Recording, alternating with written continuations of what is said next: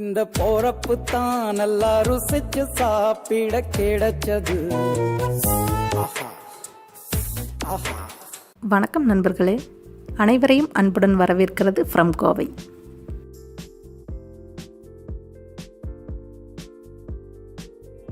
இன்றைக்கி நம்ம எல்லாருக்குமே ரொம்ப பிடிச்சமான ஒரு சிக்கன் ரெசிபி, சிக்கன் பள்ளிப்பாளையம் எப்படி செய்யணும்னு பார்க்க போகிறோம். அதுக்கு 3/4 கிலோ சிக்கனை மஞ்சள் உப்பு போட்டு கழுவிட்டு நல்ல இந்த சைஸ் பீஸாக பெருசாக கட் பண்ணி எடுத்து வச்சுருக்கிறேன்.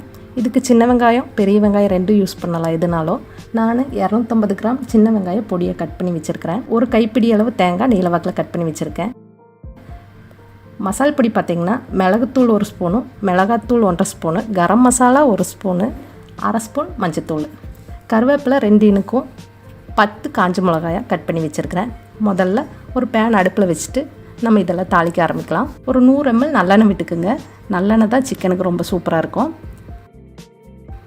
எண்ணெய் காஞ்ச உடனே கடுகு சேர்த்துக்கலாம் 1/2 ஸ்பூனு. கடுகு இப்போ நல்லா வெடிக்க ஆரம்பிச்சிருச்சு.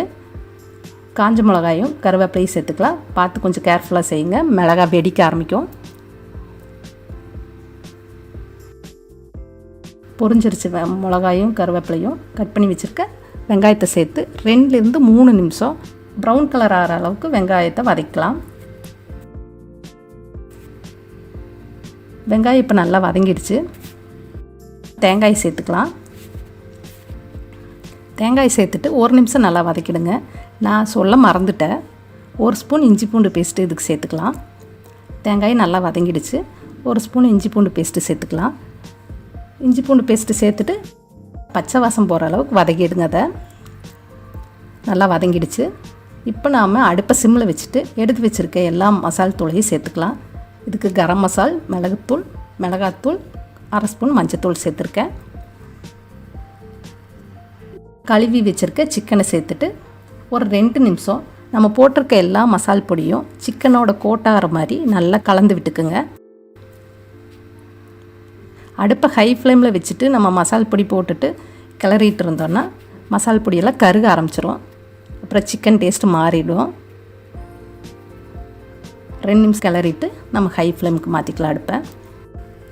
2 நிமிஷத்துக்கு அப்புறம் நல்லா மசாலாலாம் கோட் ஆகிடுச்சு. சிக்கனுக்கு தேவையான அளவு உப்பு போட்டுக்கலாம். ஒரு 5 நிமிஷம் வதக்க ஆரம்பிங்க சிக்கனை. அப்படி வதக்குனிங்கன்னா சிக்கன்லேருந்து நிறைய தண்ணி விடும். அந்த தண்ணியெல்லாம் வற்றிட்டு திரும்ப நம்ம ஊற்றின எண்ணெயெல்லாம் வெளியில் வரையில் நாம் சிக்கனுக்கு 1 டம்ளர் தண்ணி சேர்த்து 5லேருந்து 7 நிமிஷம் வரைக்கும் வேக வச்சு எடுத்துடலாம்.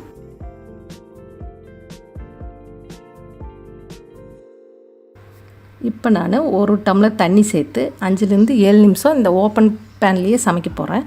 நீங்கள் நாட்டுக்கோழி இது மாதிரி சமைக்க போகிறீங்க அப்படின்னா நீங்கள் குக்கரில் வச்சு ஒரு 4லேருந்து 5 விசில் விட்டிங்கன்னா சிக்கன் நல்லா வெந்து சூப்பராக வரும். 1 டம்ளர் தண்ணி சேர்த்துக்கிட்டேன். இப்போ இந்த பாத்திரத்தில் பார்த்திங்கன்னா சைட்லெல்லாம் மசால் பொடியாக ஒட்டியிருக்கு. அதெல்லாம் நல்லா எடுத்து இந்த குழம்போட கலந்து விட்டுருங்க. அப்போ தான் குழம்பு நல்லா டேஸ்ட்டாக வரும்.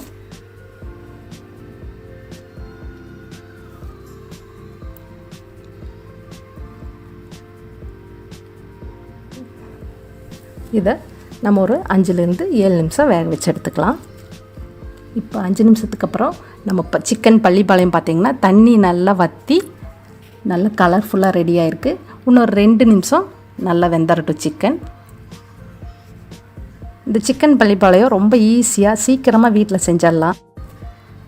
இப்போ கடைசியாக கொத்தமல்லி தழை தூவி சிக்கன் பள்ளிப்பாளையத்தை இறக்கிடலாம். இந்த சண்டே உங்கள் வீட்டில் கண்டிப்பாக இதை செஞ்சு பாருங்கள். நல்ல காரசாரமான ரொம்ப கலர்ஃபுல்லான சிக்கன் பள்ளிப்பாளையம் ரெடி ஆகிடுச்சு. உங்கள் வீட்டில் கண்டிப்பாக எல்லாருக்குமே இந்த சிக்கன் பள்ளிப்பாளையம் பிடிக்கும்.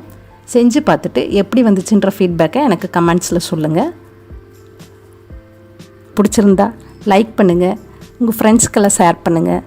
ஃப்ரம் கோவை சேனலுக்கு சப்ஸ்கிரைப் பண்ணுங்கள், பெல் ஐக்கானை கிளிக் பண்ணுங்கள். திரும்ப ஒரு நல்ல ரெசிபியில் உங்களை சந்திக்கிறேன். நன்றி.